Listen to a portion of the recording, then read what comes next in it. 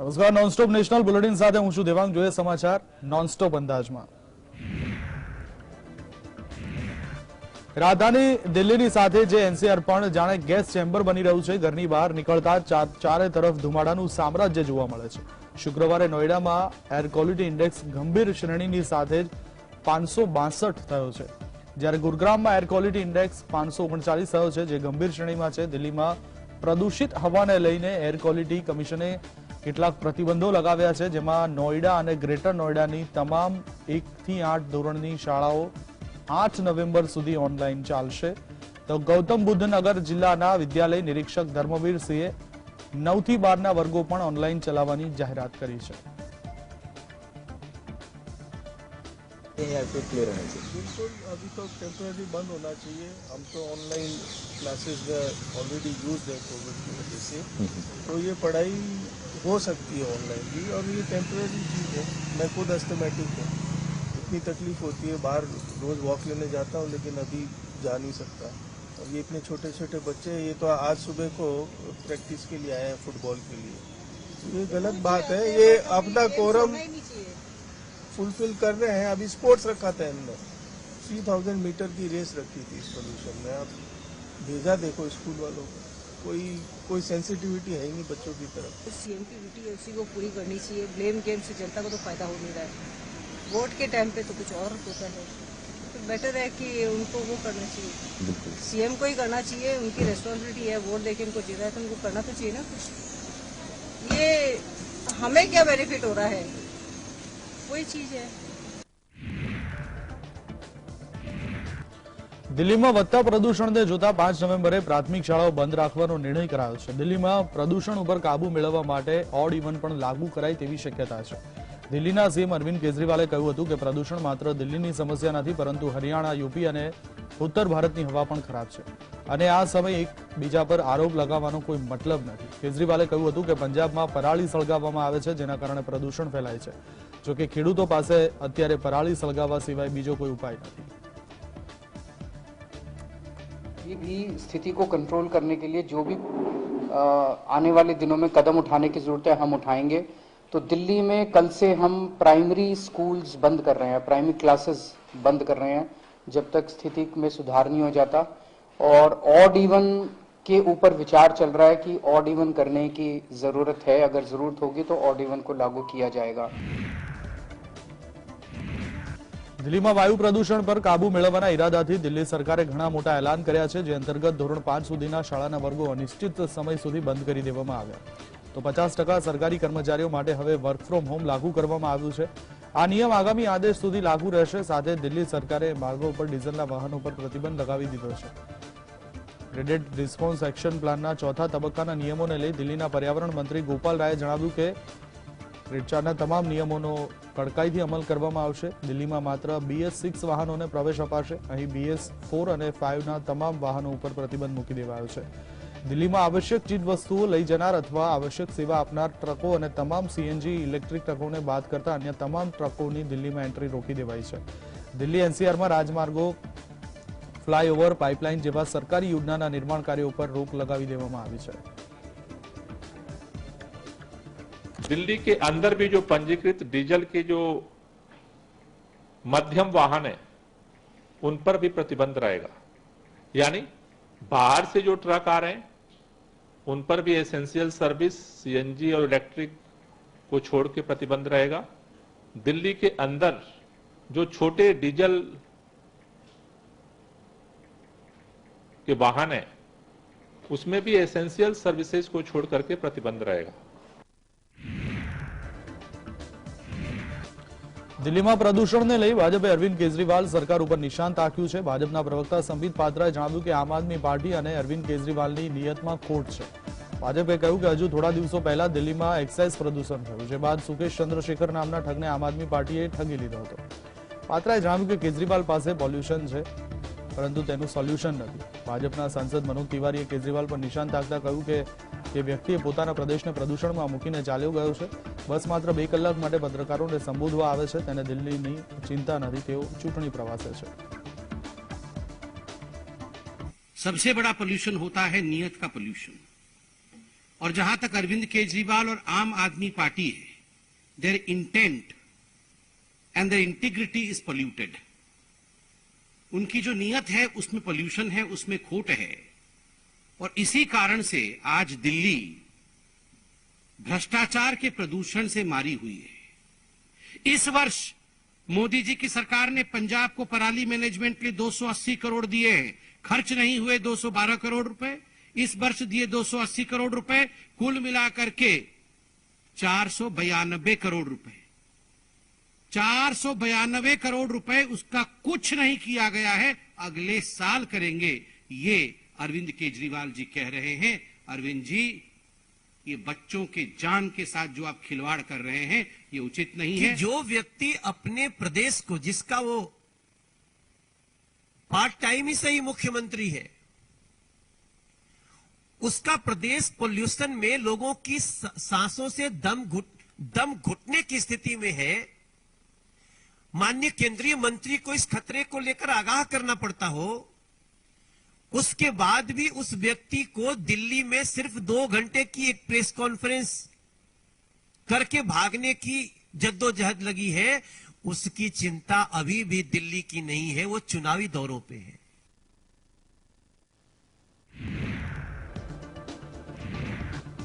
ગુજરાત વિધાનસભાની ચૂંટણીની તારીખોની જાહેરાતના એક દિવસ બાદ ચૂંટણી પંચે દિલ્હી મ્યુનિસિપલ કોર્પોરેશનની ચૂંટણી તારીખનું પણ એલાન કર્યું। દિલ્હી એમસીડીની ચૂંટણી માટે 4 ડિસેમ્બરે મતદાન થશે, જ્યારે ચૂંટણીના પરિણામો 7 ડિસેમ્બરે આવશે।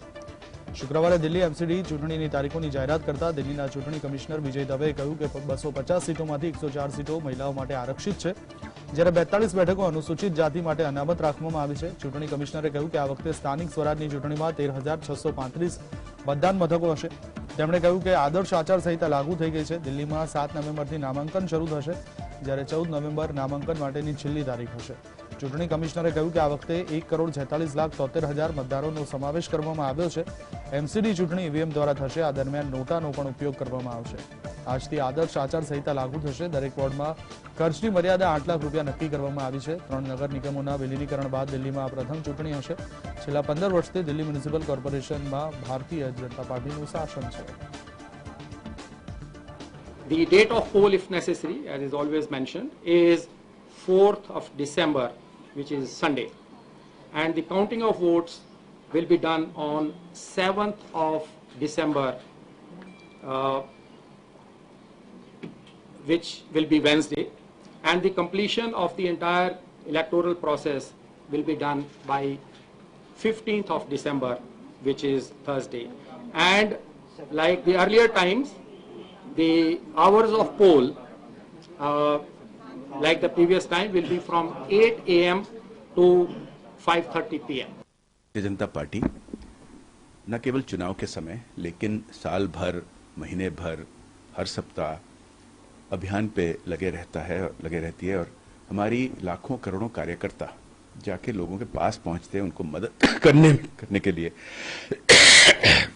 तो हमारे लिए चुनाव एक और स्थिति है जहां हम सब मिलकर ये अभियान हम आगे लेते हैं लोगों के पास। तो हम तो तैयार हैं।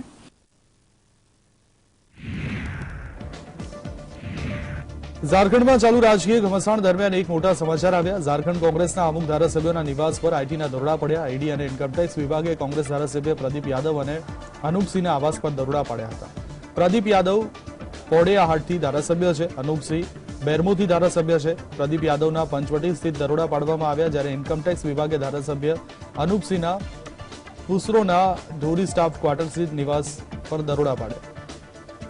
કુલ 8 વાહનો દ્વારા આઈટીની ટીમ અનૂપસિંહના આવાસે પહોંચી। તે સમયે અનૂપસિંહ પોતાના આવાસ પર નહોતા, તેઓ બુધવારે જ રાંચી માટે નીકળી ગયા હતા। અનૂપસિંહ આરોપ લગાવ્યો હતો કે ડોક્ટર ઇરફાન અંસારીએ તેમને ભાજપના સહયોગથી સરકાર પાડવામાં મદદ કરવાને બદલે 10 કરોડ રૂપિયા રોકડ અને મંત્રીપદની ઓફર આપી હતી।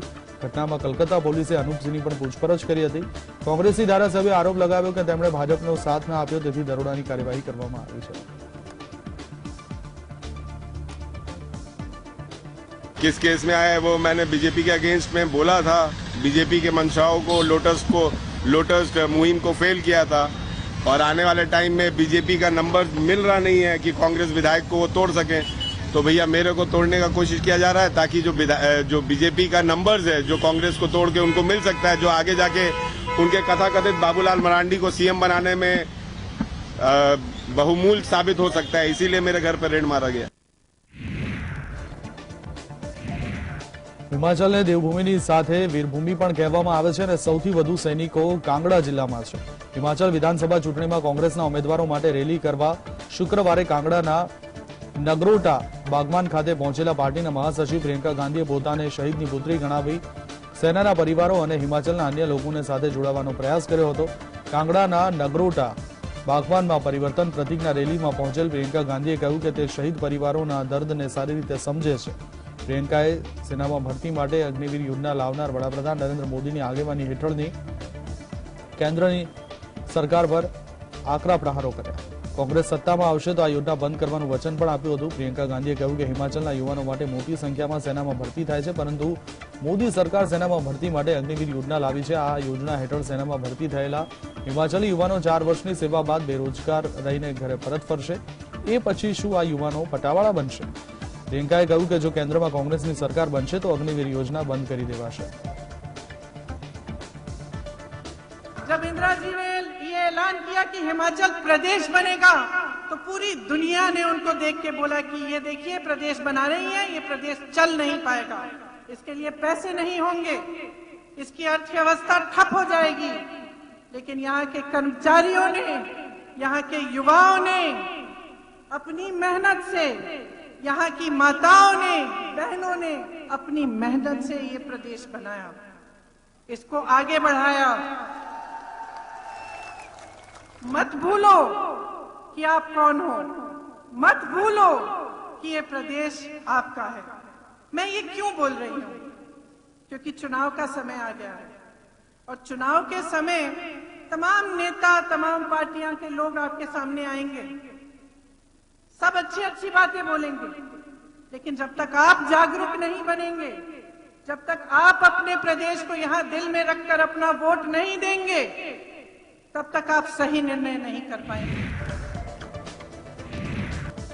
પંજાબના અમૃતસરમાં શુક્રવારે હિન્દુ નેતા સુધીર સૂરીની ગોળીમારી હત્યા કરવામાં આવી હતી। સૂરી પોલીસ સુરક્ષા હેઠળ હોવા છતાં અમૃતસરમાં ગોપાલ મંદિરની બહાર તેમને 5 વખત ગોળી મારી દેવામાં આવી હતી। તે મંદિરની બહાર મૂર્તિઓના અપમાનની સામે વિરોધ કરી રહ્યા હતા। ગોળીબાર કરનારની ધરપકડ કરવામાં આવી છે। તેની પાસેથી હત્યામાં વપરાયેલી પિસ્તોલ પણ મળી આવી છે। જ્યારે સૂરીને ગોળી વાગી ત્યારે તેમની સાથે ઘણા સમર્થકો પણ હાજર હતા। ફાયરિંગ બાદ તેને ઘાયલ અવસ્થામાં ખાનગી હોસ્પિટલ લઈ જવામાં આવ્યા, જ્યાં તેનું મોત થયું હતું। સૂરી ખાલિસ્તાન સમર્થકોના નિશાના પર હતા। થોડા સમય પહેલા વિદેશમાં બેઠેલા ખાલિસ્તાન સમર્થકોએ પણ તેમની હત્યાનું ષડયંત્ર રચ્યું હતું। આ પછી તેને પોલીસ સુરક્ષા આપવામાં આવી હતી। હુમલાખોરો જે કારમાં આવ્યા હતા તેમાં ખાલિસ્તાનીઓનું સ્ટીકર હતું। પંજાબના ડીજીપી ગૌરવ યાદવે કહ્યું કે હત્યાનો કેસ નોંધવામાં આવ્યો છે। આરોપી સંદીપસિંહ સનીની ધરપકડ કરવામાં આવી છે। તે આતંકવાદી ઘટના હતી કે અન્ય કંઈક, તેના વિશે કંઈ પણ કહેવું યોગ્ય નથી। હત્યા પાછળ કોઈ સંગઠન હોય કે પછી કોઈ કાવતરું, તેની તપાસ કરવામાં આવી રહી છે। सुधीर सूरी जो शिवसेना का नेता था उसको गोली मार दी गई है। पुलिस ने इमीडिएटली जो अक्यूज्ड है उसको अरेस्ट भी कर लिया गया है और स्थिति सारी कंट्रोल में है। आने वाले समय में पता लगेगा कि इस पूरे मसले के पीछे क्या वजह रही है। जो इनिशियल स्टेज पे सामने आ रही बात तो ये तो दो ग्रुपों की कोई आपसी तनाव था, कोई झगड़ा था, इसमें मुझे लगता है ये गोलीबारी चली। ભારતમાં બેરોજગારીનો દર ઓક્ટોબર મહિનામાં વધીને 7.77% થયો હતો। આ પહેલા સપ્ટેમ્બરમાં બેરોજગારી દર 6.43% હતો। આ માહિતી centre for monitoring Indian economy CMIEના ડેટામાંથી આવી છે, જેમાં 25 રાજ્યોના ઉપલબ્ધ ડેટાનો સમાવેશ કરવામાં આવ્યો હતો। તમામ રાજ્યોમાંથી 6 રાજ્યોમાં બેરોજગારીનો દર 2 આંકડામાં નોંધાયો, જેમાં બિહારમાં 14.5%, હરિયાણામાં 31.8%, જમ્મુ કાશ્મીરમાં 22.4%, ઝારખંડમાં 16.5%, રાજસ્થાનમાં 30.7%, ત્રિપુરામાં 10.5% રહ્યો છે। ડેટા પ્રમાણે મધ્યપ્રદેશમાં સૌથી ઓછો 0.9%નો બેરોજગારી દર હતો। ત્યારબાદ છત્તીસગઢમાં 0.9%, ઓડિશામાં 1.1%, ગુજરાતમાં 1.7%નો બેરોજગારી દર હતો। ઓક્ટોબર મહિનામાં હરિયાણામાં સૌથી વધુ 31.8%નો બેરોજગારી દર નોંધાયો, જે પછી રાજસ્થાનમાં 30.7%, બીજા નંબરે જમ્મુ કાશ્મીર 22.4% સાથે ત્રીજા નંબરે। ગ્રામીણ બેરોજગારીનો દર સપ્ટેમ્બરમાં 5.84%થી વધીને 8.04% થયો છે, જ્યારે શહેરોમાં બેરોજગારીનો દર સપ્ટેમ્બરના 7.7%થી ઘટી 7.21% થયો છે.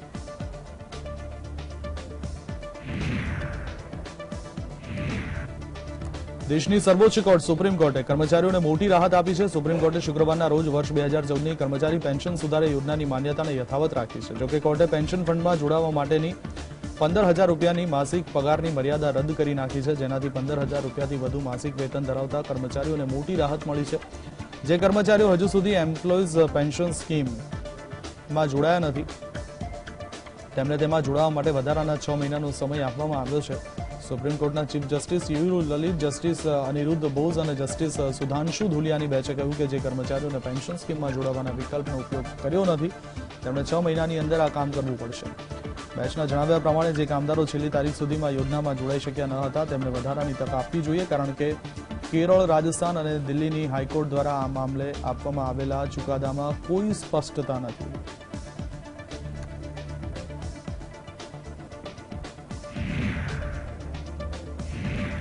બેન્જામિન નેતન્યાહુ ઇઝરાયેલના આગામી વડાપ્રધાન હશે. ટાઈમ્સ ઓફ ઇઝરાયેલના અહેવાલ પ્રમાણે તેઓ બહુમત સાથે સત્તામાં પાછા ફર્યા છે. નેતન્યાહુની લિકુડ પાર્ટીએ અંતિમ રાઉન્ડની મતગણતરી દરમિયાન 120માંથી 64 બેઠકો જીતી હતી.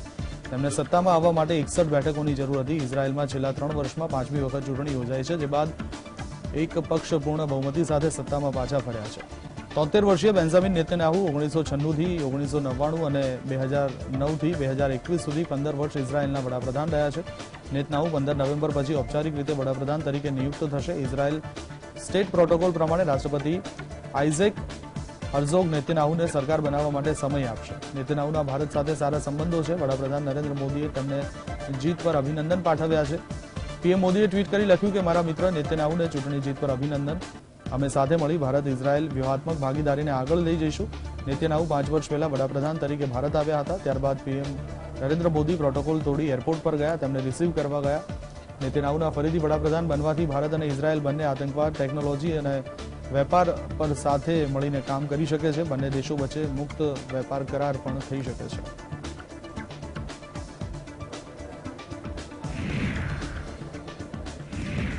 ભારતીય સેના ચીન સાથેની સરહદ પર પોતાની સૈન્ય શક્તિને વધુ મજબૂત બનાવવાનો પ્રયાસમાં લાગેલી છે, જે અંતર્ગત 120 ઘૂસણખોરી વિરોધી શસ્ત્રો અને 10 એર ટાર્ગેટ સિસ્ટમ ખરીદવાની પ્રક્રિયા શરૂ કરવામાં આવી છે. અધિકારીઓના જણાવ્યા પ્રમાણે આ હથિયારો ભારતીય ખરીદ શ્રેણીમાં ઝડપી પ્રક્રિયા હેઠળ ખરીદવામાં આવી રહ્યા છે. તેમણે જણાવ્યું હતું કે ખરીદીની ઓફર અથવા પ્રારંભિક ટેન્ડર માટે 14 નવેમ્બરની આસપાસ ટેન્ડર જાહેર કરવામાં આવશે. વર્તમાન ધારાધોરણો પ્રમાણે એરિયલ ટાર્ગેટિંગ સિસ્ટમને 100 કિલોમીટરની રેન્જની જરૂર પડશે. પૂર્વી લદ્દાખમાં ચીન સાથેની સરહદ પર તણાવને ધ્યાનમાં રાખીને ભારતીય સેના તેની લડાઈ ક્ષમતા વધારી રહી છે. આર્મીના આર્ટિલરી યુનિટ્સે પહેલાથી જ K9 Vajra self propelled howitzer, ultralight M777 howitzer, Pinaka rocket system અને ધનુષ ગન સિસ્ટમ તૈનાત કરી ચૂક્યા છે. બીજી તરફ સેનાએ તેની નવી ડિઝાઇન અને છન્નાવરણ પેટર્ન સાથે તેના IPRનું રજીસ્ટ્રેશન કરાવ્યું છે.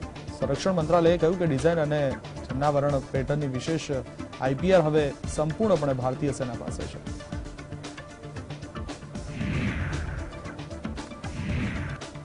આંતરરાષ્ટ્રીય મંચ પર આતંકવાદ મુદ્દે ભારતે ફરી એકવાર પાકિસ્તાન અને ચીન પર આકરા પ્રહારો કર્યા. સંયુક્ત રાષ્ટ્ર સુરક્ષા પરિષદમાં ભારતીય સચિવ વિનય કવાત્રાએ પાકિસ્તાન અને ચીન તરફ ઇશારો કરતા કહ્યું કે આપણે આતંકવાદને રોકવા માટે વૈશ્વિક સ્તરે કામ કરવું જોઈએ. તેમણે આંતરરાષ્ટ્રીય સમુદાયને વિનંતી કરી કે તેમને તલબ કરો કે જેઓ આતંકવાદીઓને સુરક્ષિત આશ્રય આપે છે અને UNSCના પ્રતિબંધો સામે તેમને બચાવે છે. રાણાની અધ્યક્ષતામાં 15 સભ્યોની સુરક્ષા પરિષદની ખુલ્લી ચર્ચામાં ભાગ લેતા વિદેશ સચિવ વિનય કવાત્રાએ આ વાત કહી. મીટિંગની થીમ શાંતિ જાળવણી અને કાયમી શાંતિ હતી. કવાત્રાએ કહ્યું કે આતંકવાદ દ્વારા ઉભા થયેલા ખતરા સામે આંતરરાષ્ટ્રીય સમુદાય તરફથી એકજૂથ અવાજ ઉઠાવવાની જરૂર છે.